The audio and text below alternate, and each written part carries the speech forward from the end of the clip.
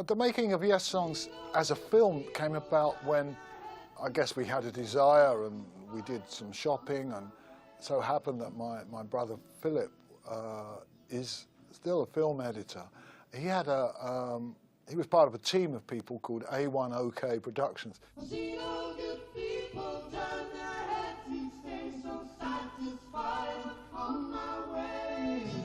I think pretty much the idea must have come from Steve's brother talking with Steve, and you know, and how he was involved with these people making a film, and so he said, why don't we make a film of us?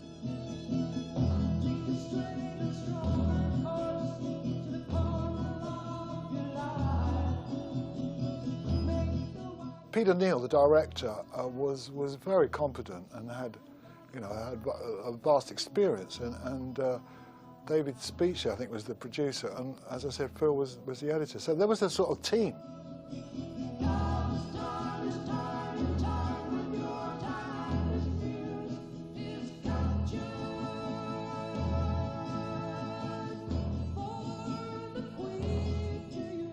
It came about to pass that a few meetings went down, and the guys met these people and said, well, like, you know, we're going to do a show at the Rainbow, as it was called then, and let's film that show. Well, all this seemed like a regular event, but the thing was, one's got to remember that besides these short promotion films that had been made with Yes, really Yes had never seen themselves, you know, perform. They'd seen themselves mime, they'd seen themselves pose, but actually performance is quite different. You can get quite attached to the way that you play and the way that that's interpreted. Yeah, I mean, we were pretty much, you know, naive to, you know, being filmed, and, you know, I don't even know if we had makeup. I don't think we did.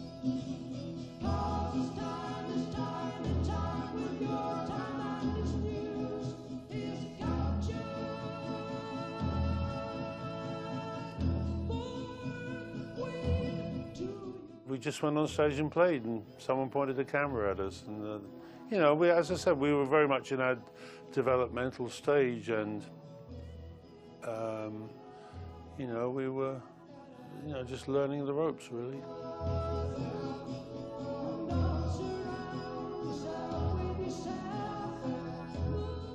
I think it's a true piece of rock and roll, because at that time, you know, we were still heading in this era where we were thought of as a great people's band. We were a voice for that time.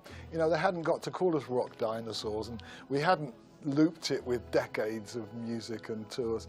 You know, there was still something wet behind the ears about the group, and I relished to indulge in that kind of a moment, because after all, it's kind of what it's all about, really, because no matter, you know, all these experiences we have, and as I said, some of them aren't always good. They scar you a little bit, and they scar your memory of things. But I think to know that in 1972 we walked on stage there with that lineup that at that time could play our music so spontaneously almost, you know, things like I've Seen a Good People, the end part of that song, it's a big sound for 5 people to make. You know, it works. It's got a lot of great texture, and at the time Rick was playing a wonderful Hammond organ, you know.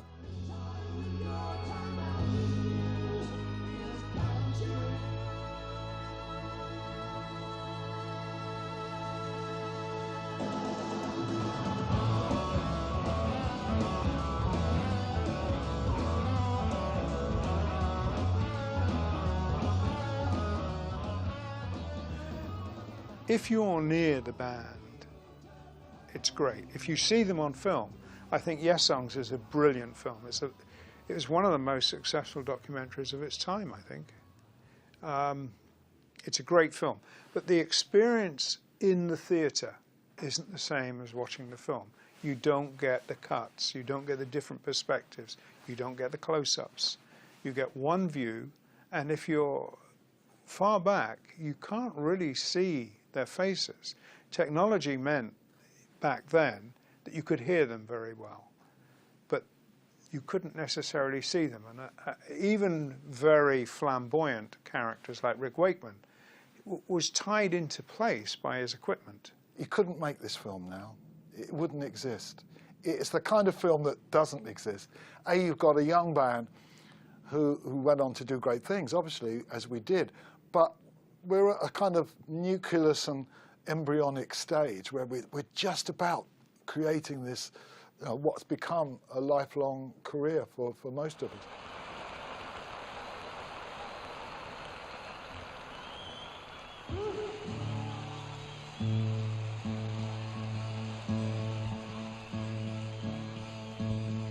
That's very nice, thank you.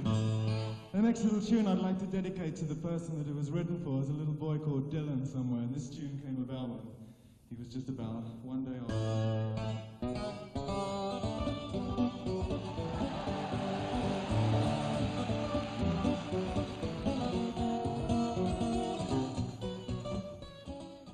Obviously there's a lot of this that I won't actually remember.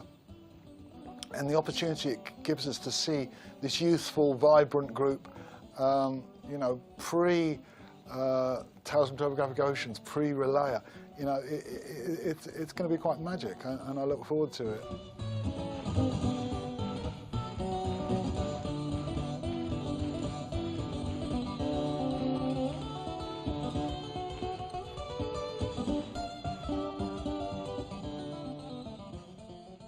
Bill was mischievous. He was all over the place. He fantastically invented drummer.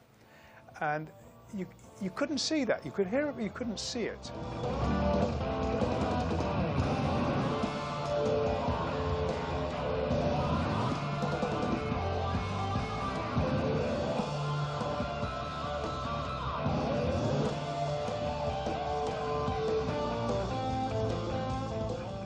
So, as my brother and I were enjoying the experience of being there, because we could go where we wanted, backstage, all around the auditorium, what was becoming more and more clear to us is that from the audience perspective, they needed a much more theatrical event than just the music.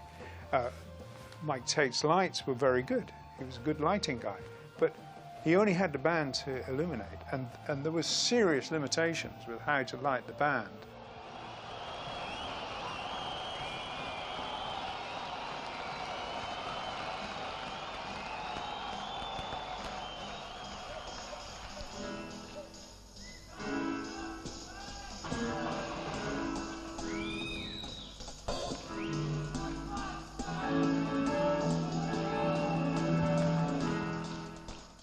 Basically, what happened was, although the making of the film wasn't that problematic, they did the filming. All we did was stand there and play.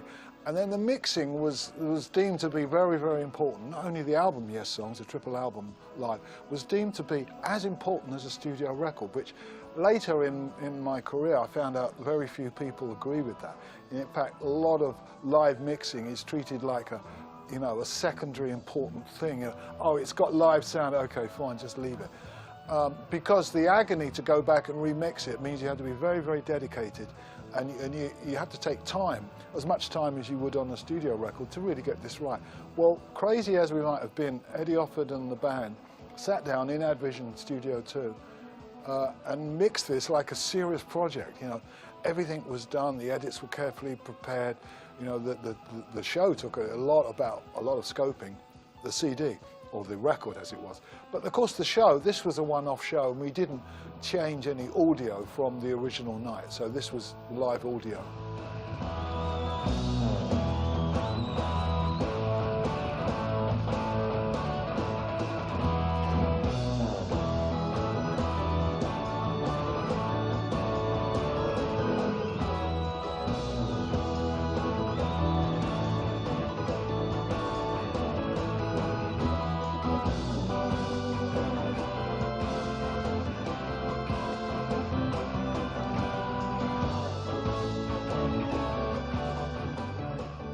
We were at that stage of our career where, the Yes album had been very successful and Fragile and Close to the Edge.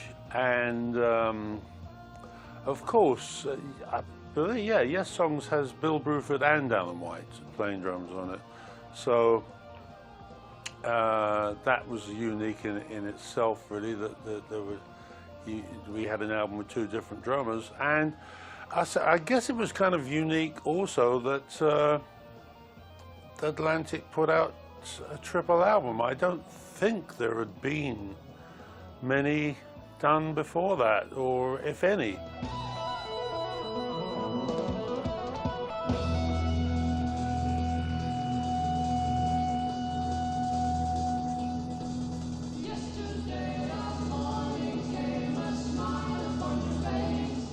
You know, maybe we were, you know, just ahead of the game then. I mean, this was before, you know, a lot of the great live acts like Bruce Springsteen, etc., you know, I think had probably even made live albums. So, you know, I think we were probably just a bit ahead of the game on the making of a live album. And of course, filming it as well, you know, it sort of added to the dimension.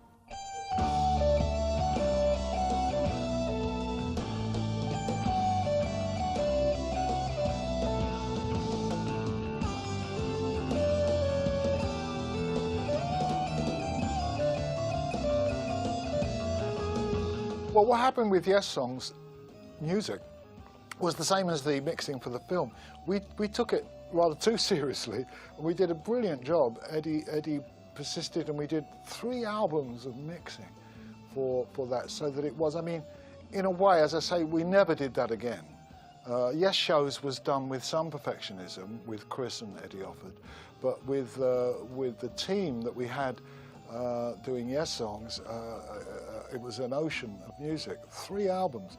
So we had more or less all the music we'd done up until that point was included.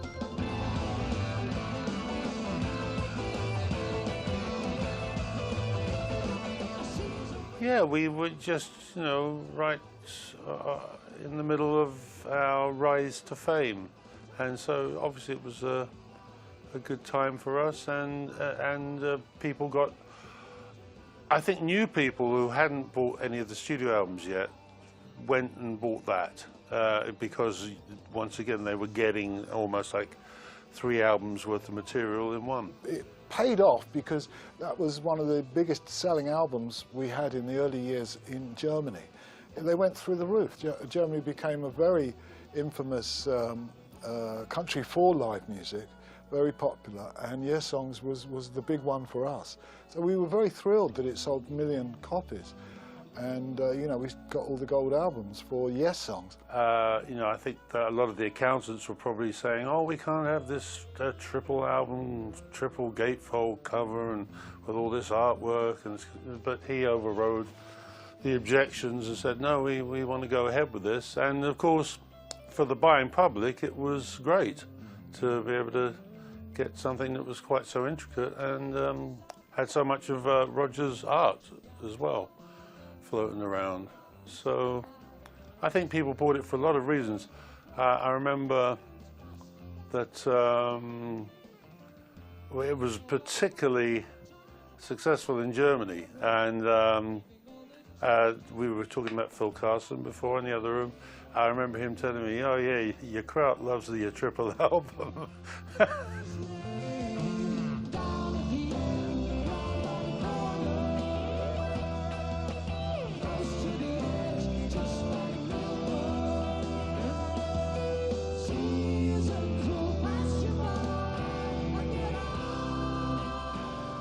When we got on stage, we tried to make it better than the record, not just taking second best view on it and just saying, well, we can't do that, we can't do this, we'll just do it like that.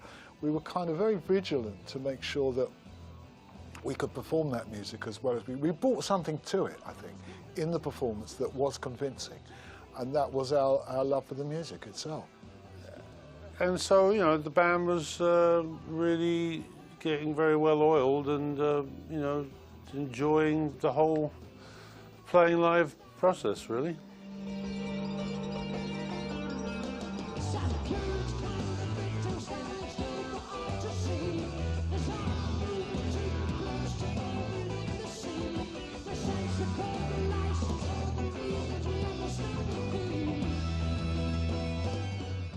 A deal was brokered where we would receive, you know, an incredible amount of money, and unfortunately we only got 1/10 of that money.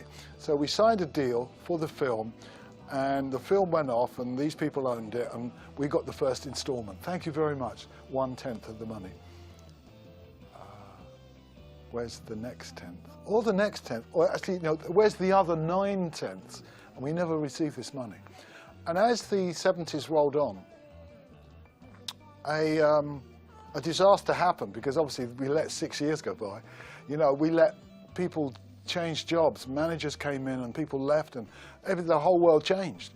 And yet we still never collected the advance on the film. We never have done.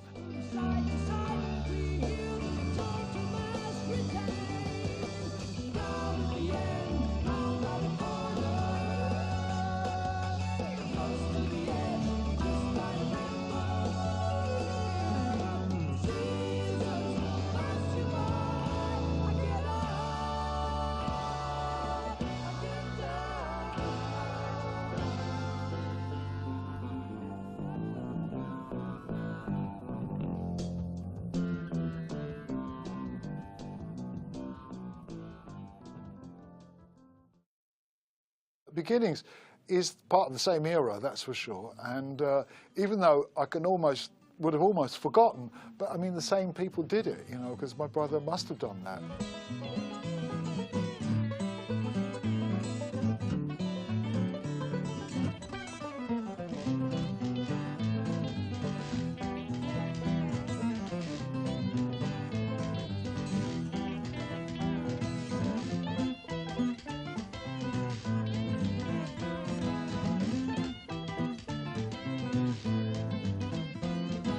It was great fun, and Patrick Moraz gave a lot to that performance, where we did a duet of a big orchestral piece. We did it as a duet, and that's quite a special thing to do, and I'd like to thank Patrick for that. Very kind.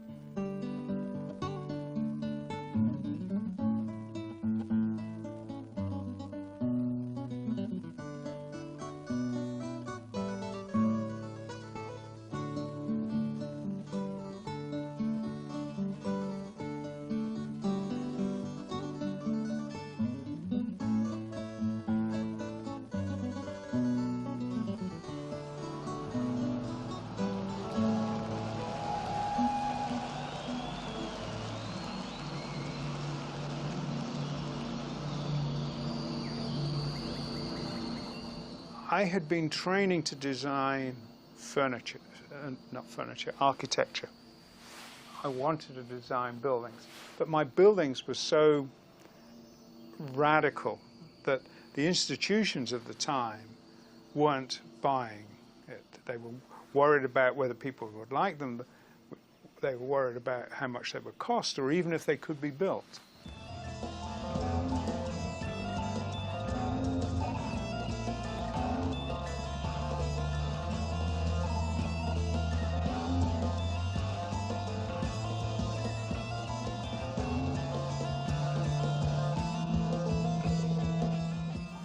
I had this notion that if I designed something in the public field, like album covers, I could, as it were, develop an audience for my work. And so I got together a portfolio, and I went around knocking on doors, you know. How else do you get work? And one of the doors I knocked on was Phil Carson. Roger came on board with the Fragile album in 71, and his original album sleeve for us was, I'm pretty sure, something he'd already drawn, and he went into Atlantic Records, as far as I can remember, and met with the aforementioned Phil Carson, just to, you know, as he was a budding album cover designer, and so he went in and showed his work, and Phil said, "Oh, well, I've got a band just finishing an album in the studio right now, so why don't we go over there and see if they like your work."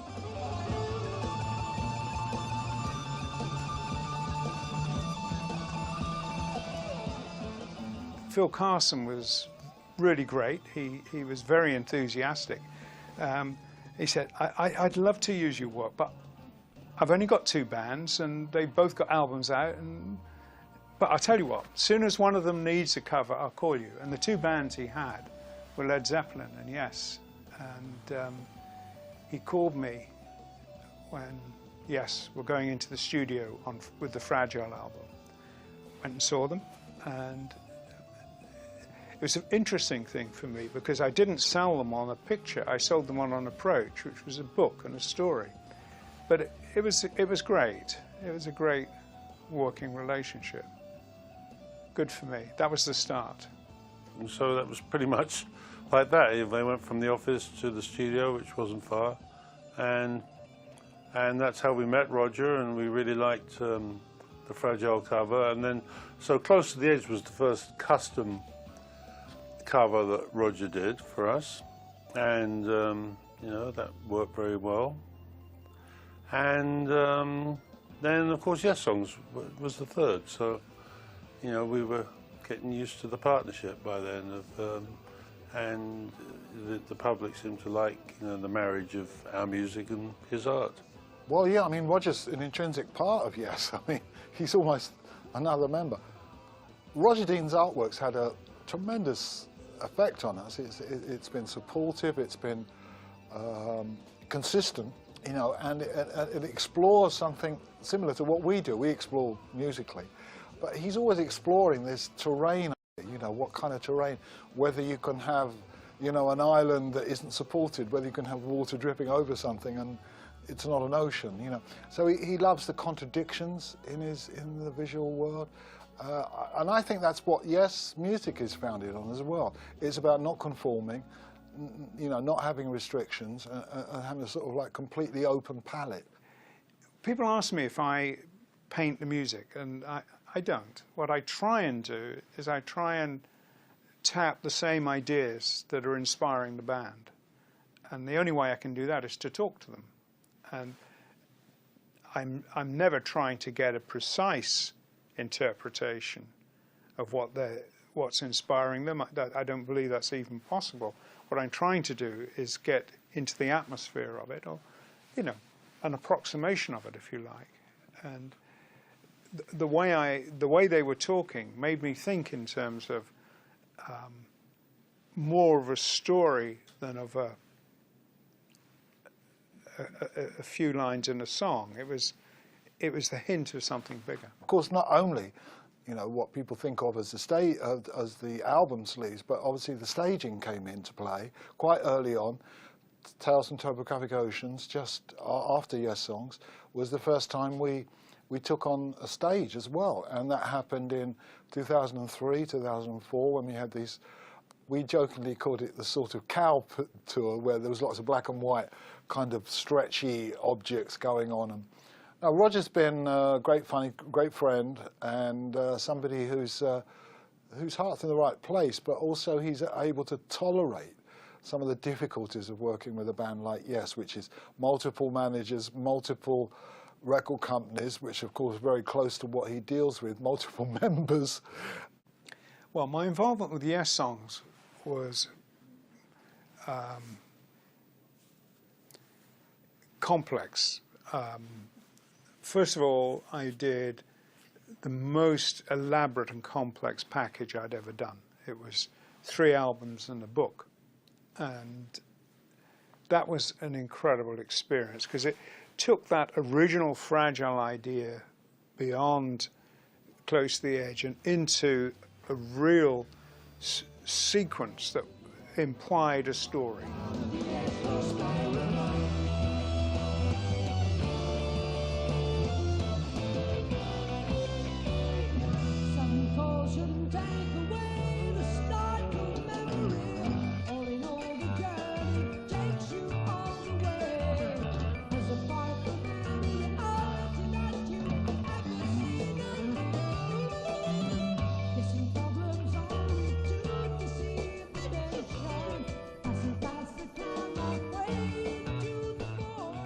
We went on tour with the band, and I'd seen them in concert, but we went on tour with them in the band. My brother photographed them for the book, and I went with him as his assistant, really. And it was fascinating to watch them. It was fantastic. And it was also an incredible education in what they were as a theatrical experience.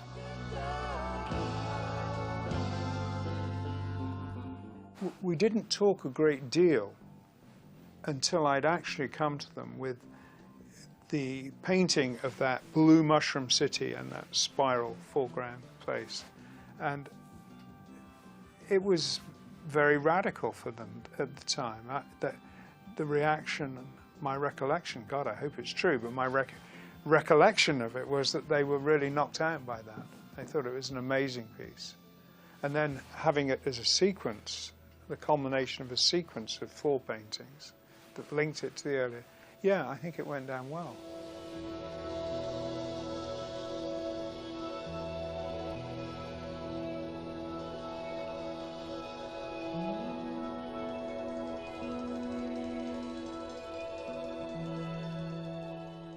Of course, style is style. Style, fortunately, is a strength.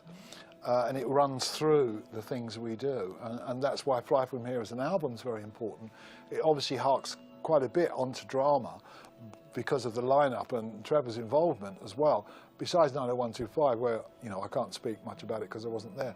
But basically, the cohesion of friends, a teamwork, you know, it's all about that. And I think Roger usually admits that although he's had a fairly free rein on quite a few sleeves, at times, like Tales, it was a collaborative thing. He was sorting out some of our issues by including things we wanted.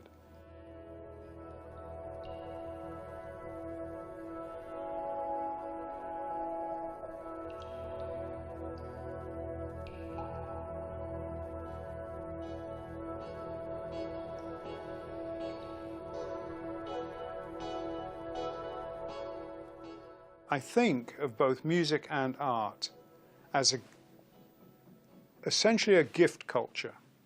That doesn't mean it's free, although a lot of people do think it should be.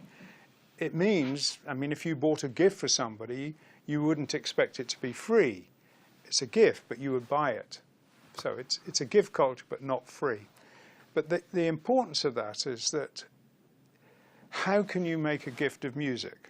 You can make a gift by a ticket to an experience, but to give somebody music that will keep, that vinyl album in its package was a thing, and it contained the music in a way that a download just can't. So no matter how much access you give someone to music, it's not the same as giving them a thing, a gift, something you can wrap up, something that will be a joy beyond the musical experience. So I really saw it as a gift. That's the job, is to make it a whole. Music and everything about it should be a joy, a gift.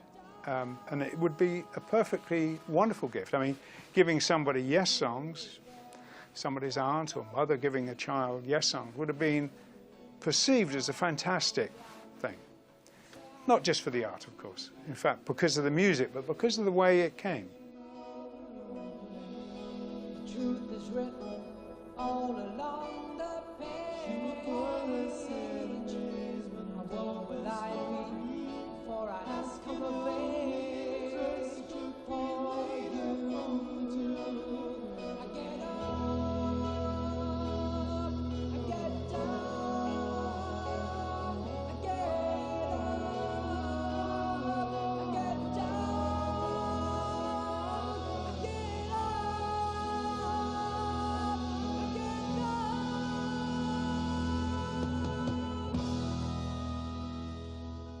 When Close to the Edge came out in CD, for 10 years, the painting that everyone loved about Close to the Edge packaging was not in the CD.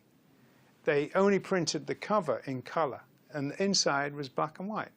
I mean, that really showed that they had no respect for the customer, no respect for the music, really, no respect for the project, and no self-respect. And I really feel that the last 20 or 30 years have been a very slow considered suicide by the record companies. They've really let themselves down very badly, and they deserve downloads. But I think, you know, there is signs of people acquiring that territory of making the record, the music experience, back into a gift. For example, the last two Yes albums, the one that came out in the summer, their latest studio album, is available in a box set, which has a gatefold vinyl and a CD, both in the same package. Other bands are putting access to downloads with their vinyls, and Yes's latest live album, Live in Leon, is coming into vinyl. So the idea of it being a gift and taking care over everything and making it a desirable object, or an object of desire, is coming back, and about time, really.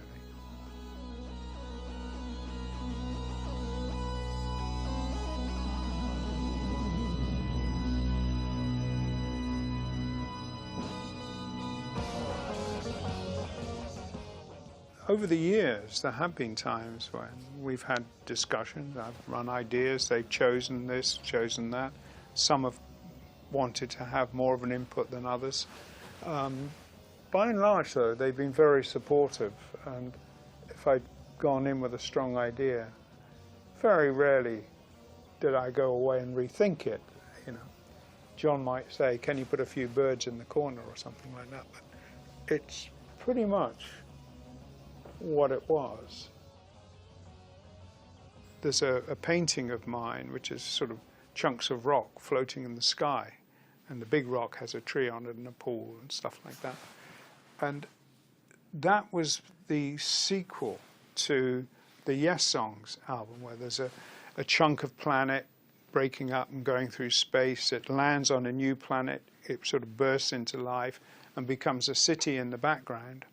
And then I took the penultimate of that sequence and imagined it being eroded away, so it was actually floating in space. This lump of land was floating, not in space, but in midair. And I went to Montreux, where they were recording Going for the One, and I thought, this is perfect for Going for the One. I just really thought it was spot on. But when I got to the studio, John was already painting a cover. Excuse me, and he told me what he wanted. I said, well, John, obviously, you know, you can have what you like, but I have a different idea. He didn't want to see it, and I don't think I ever showed it to the band. So that's happened. It happened on Magnification.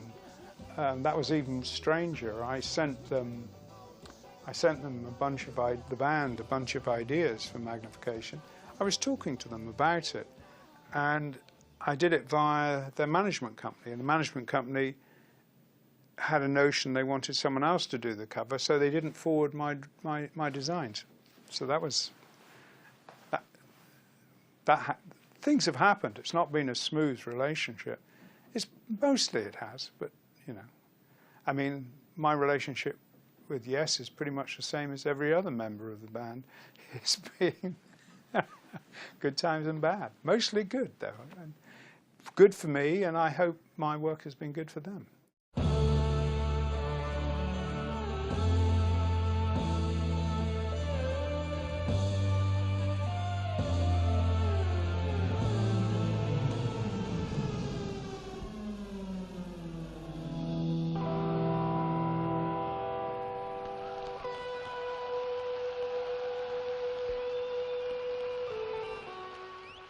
The main thing with me, my whole life, has been improvising, because improvising is a way that you write music, really. You know, you improvise some stuff, you don't know what you're doing, listen to it back, and you think, oh, that's good. This bit here, I've always wanted to do things like that. So you take it out and you create music to grow from that.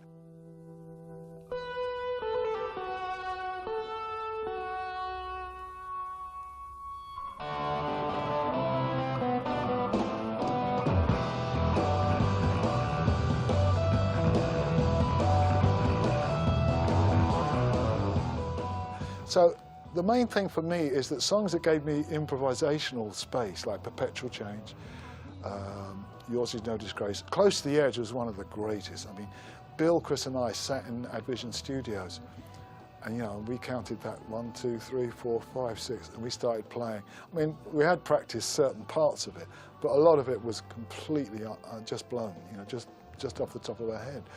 And that makes me proud, not because of my ego says, oh, that's good, but just because that's really what music's about, is creation, Reinterpreting, reperforming is lovely.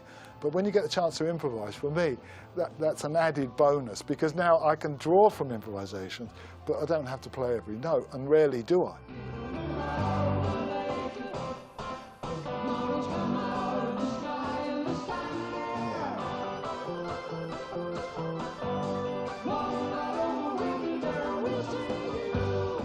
McCartney was a great influence on my bass playing, as was Bill Wyman, as was Jack Bruce, and of course the late John Entwistle was a huge influence on me. Of course, the Who were my favourite band when I was 16.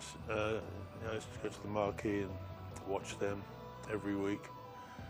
They had a residency there. So that was a great time for me being a young musician and having so many influences that were all doing great but different things. So I think I borrowed a bit from all of them.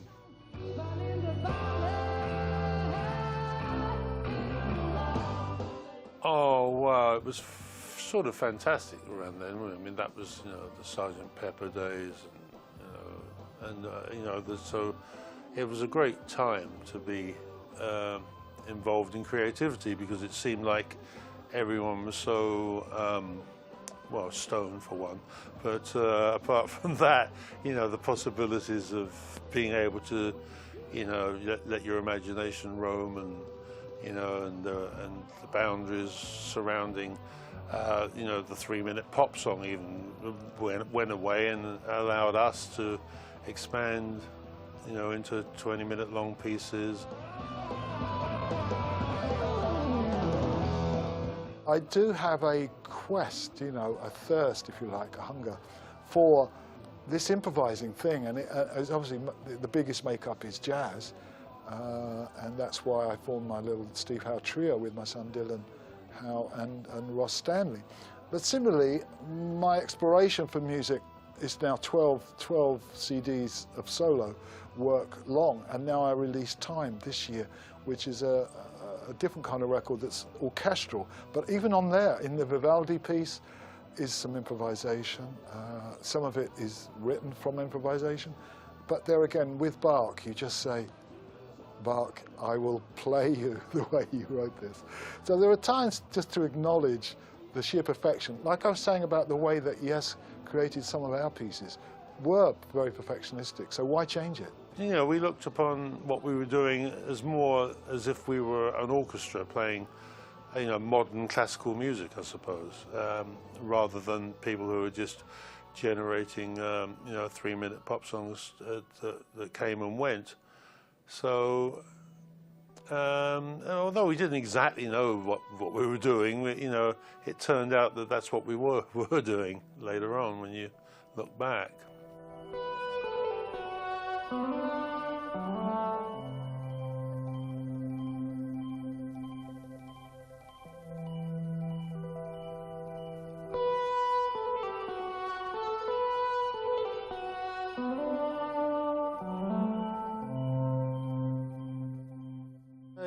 It was a kind of a growing idea that that you could actually write songs. I think before the Beatles and before Lennon and McCartney, I think there were Tin Pan Alley songwriters, and if you were an artist, you go there. If you were Cliff Richard or Tommy Steele's, you go to get a song from like a professional publishing house, and the idea of writing it yourself wasn't really there at all. When I was 17, after playing the guitar for 4 years, I'd had a Byrne's and I'd had an Antorian. I'd started on an archtop guitar with F-holes. And I said to my parents, you know, I need to have a great guitar. So in 1964, we went to Selmers in Charing Cross Road and bought this marvellous guitar, the ES175D, that I play on this mostly. And that guitar, I still play it now, and it's still the most precious guitar I have. I only play it in the UK now on tour because, you know, all these other countries have got too many hiccups and glitches about whether you can do that, whether you can do this, whether you've got the paperwork for that. So that guitar has been my sound.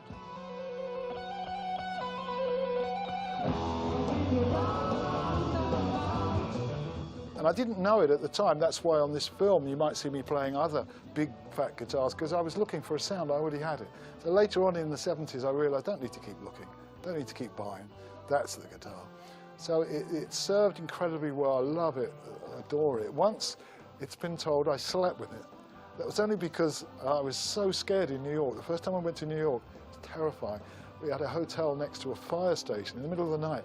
You can imagine what happened. A fire station. You weren't used to New York. You weren't used to the madness, the people in the street. They all looked so gruesome. And there were people, pimps, prostitutes. It was horrible. It was a horrible area we were in. And my sisters, my daughters rather, love New York. So they'll be horrified to hear me say that. But in 1971, boy. So it went in bed, you know, just for safety. I just needed it to know that it was there. But yeah, my parents helped me buy that, and I love it dearly, and it sounds just great. Sometimes I just use the front pickup and just plug it straight in things and play. People go, that's a great sound. So in other words, it carries the sound. I love that guitar. I love guitar collecting, and you know, eventually I was using more steel guitars, mandolins. Acoustic obviously became very important when we did Roundabout, because actually, you know, that was quite brave. There weren't many rock bands who had an acoustic player doing acoustic. So I love the colour, the texture, and the stylistic possibilities of the guitar. They're so enormous. It allows your personality to enter into the forum as well, which is quite remarkable.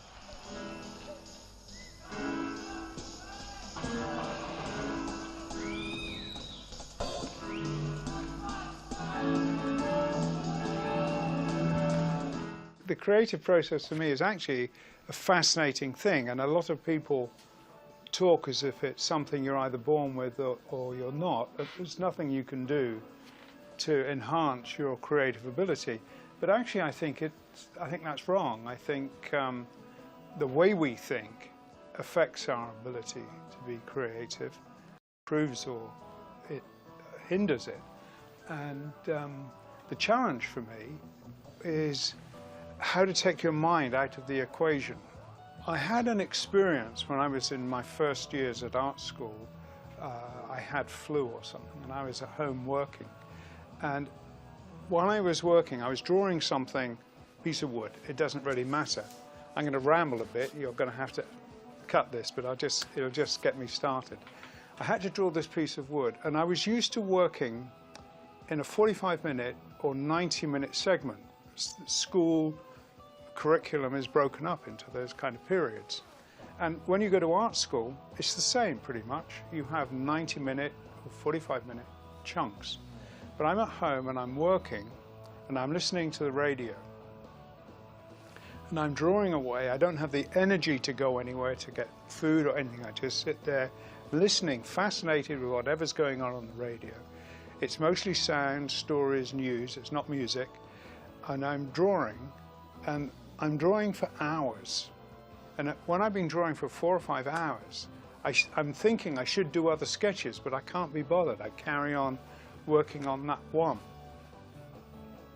And by the time I've been doing it for 8, 10, in fact more than 10 hours by the time I finish it, I'm astounded by what it looks like. It looks amazing. It's like if I'd seen that the day before, I couldn't have believed I would have been capable of it. And I learned some great lessons from that, actually. The 3 lessons I learned was that you have to put in the time. There's no way round putting in the time. It's the same with playing a piano or playing guitar. You can't do it immediately. No matter how talented you are, you have to practice. And a piece that benefits from the effort really benefits. But the second lesson was that the radio took my mind off what I was doing. And that allowed all the training I had to just get on with the job. And I find to this day that far from it being hard to do two things at once, it's actually essential to do two things at once. You cannot concentrate on drawing or painting. It's like running down the stairs. If you're thinking where you're going to put your foot, you're going to trip and fall and break your neck. But at the same time, you have to be aware, because somebody's left a suitcase on the staircase, you're going to fall and break your neck if you're not aware. So the trick is to be aware and not focus or concentrate on what you're doing. So in the process, in the craft of making and creating, I found it very important to be able to take that anxious, busy thinking part of my mind out of the equation. It allowed all the knowledge and experience I had to get to work without interruption. And I found a very similar thing with having ideas. Anxiety, oh my God, what am I going to do, is the killer of ideas. Really what you do need is a sense of trust and peace, and they do come. It's a very corny idea, but they do come, and you have to trust that they will come. I first learned this lesson actually from a musician called Ramesses. He made an album called Space Hymns, and he was one of the few, not the only one, but one of the very few people who came to me with an idea, and I was essentially just his craftsman. I executed it, but he had a good idea, and I liked it.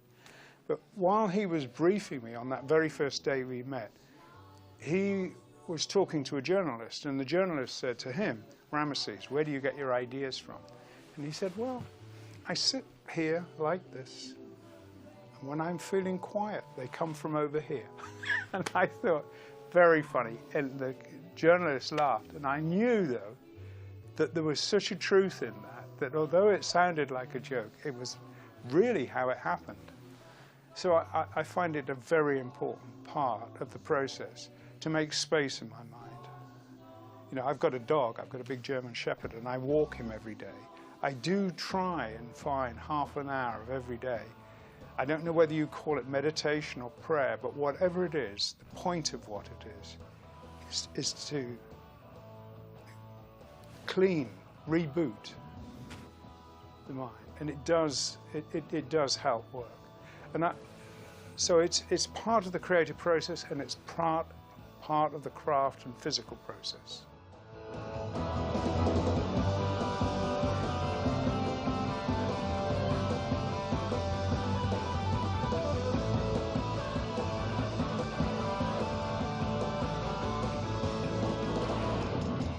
There have been changes, in personnel over the years, but yes, there's always been a combination of the people who are in it, and it always seems to have come up with a slightly different approach from the mainstream at the time, whatever the time was.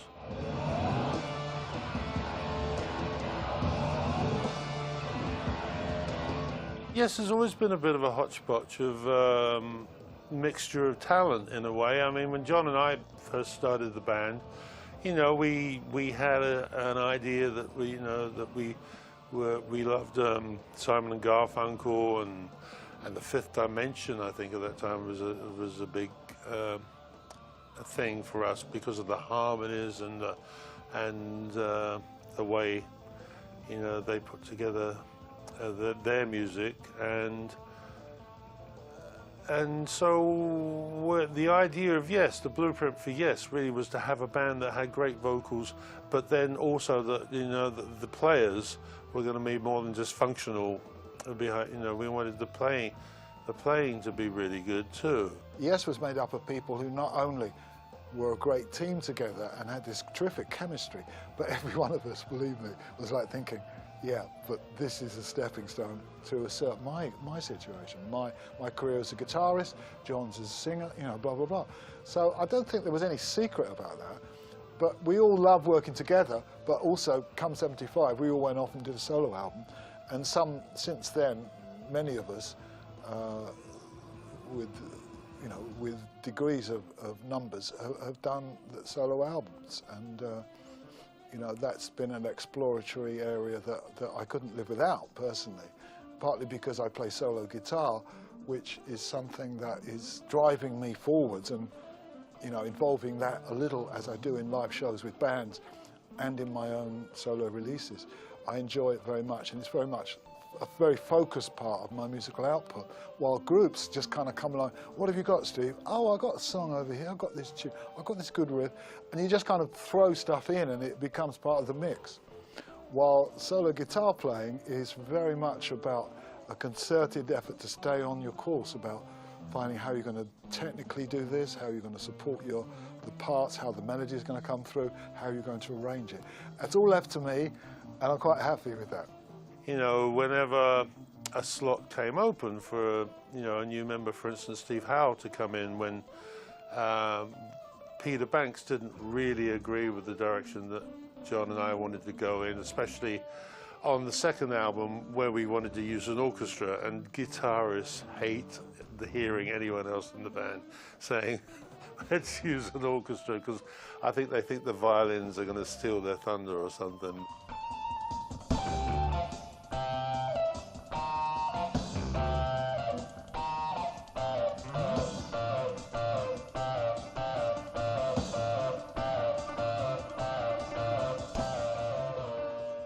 Steve came in, but you know, when I'd seen Steve play around London clubs and Speakeasy with his band Bodast, and of course I'd seen him before in his band Tomorrow, which were a pretty big psychedelic band, and so I sort of went after him, sort of headhunted him, and you know, and I did the same thing with Rick Wakeman too, when.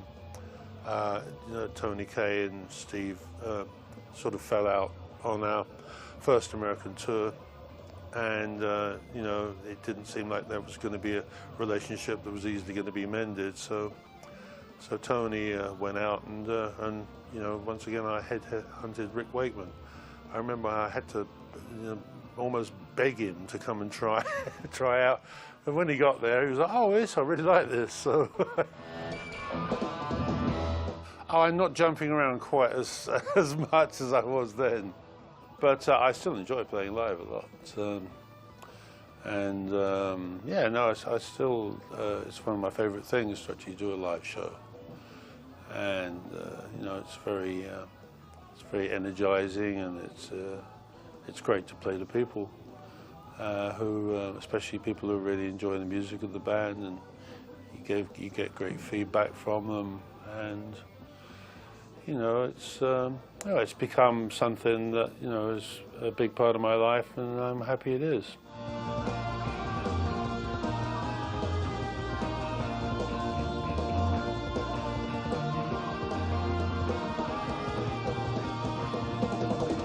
Recently, we have a new singer. I have done for the last 3 years, and I found him on YouTube. In a Yes tribute band in Montreal.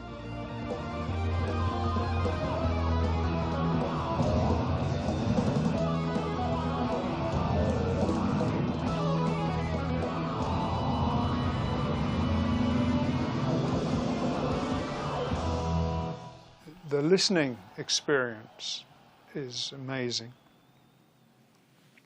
I know a lot of people, you know, are very upset that John isn't with them anymore, and I don't really want to go into that. This is really, you know, between them and John not being well. But I've heard the new lineup play, and if you can live with the notion that John isn't there, the musical experience is fabulous.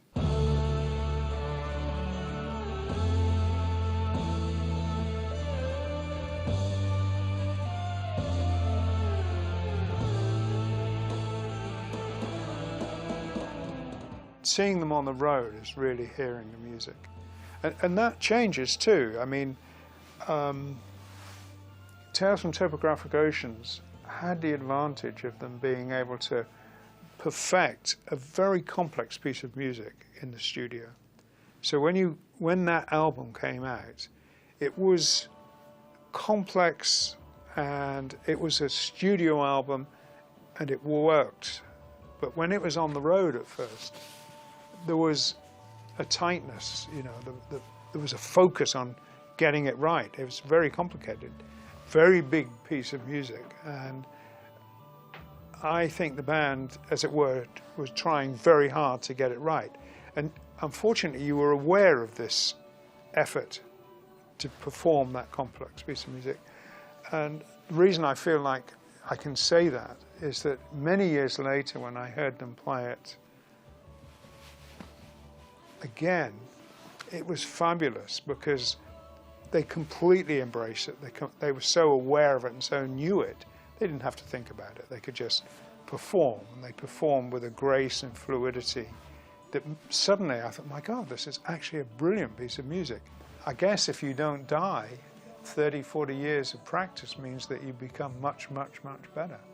And I think that's true, actually. I think Yes today are way better than Yes back then. But the thing about Yes in '73 was that it was astonishing. You know, it was a surprise as well as a brilliant performance. Now here we are, 2011, we're saying all these changes and formats and laser discs and all these things that have happened, finally we get to see it on DVD. So I say bravo, about time. Maybe, you know, a few decades late, but here we are.